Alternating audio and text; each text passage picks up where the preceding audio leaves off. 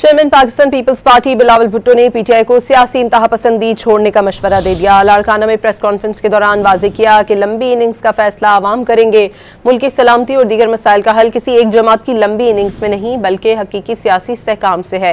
बिलावल भुट्टो ने मौशी बहरान से निमटने के लिए वफाकी हुकूमत को सिंध हुकूमत का पब्लिक प्राइवेट पार्टनरशिप फार्मूला अपनाने की तजवीज़ भी दी।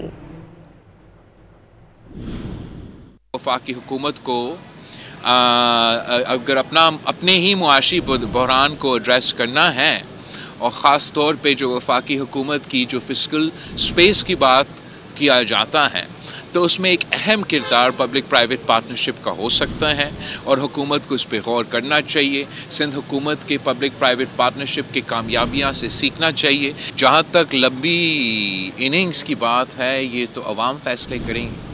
अवाम फैसले करेंगे कि कौन लंबी इनिंग्स खेलेंगे या नहीं खेलेंगे और कौन से कॉम्बिनेशंस खेलेंगे। सियासी जमातों को सियासी रास्ते निकालने चाहिए। जो हमारे इश्यूज़ है, मुआशी मुश्किलात है, कौमी सलामती के सवाल है, ये इनके जो लॉन्ग टर्म हल है वो किसी एक जमात की लंबी इनिंग्स से नहीं, वो जेन्युइन पॉलिटिकल स्टेबिलिटी से कायम किया जाता है।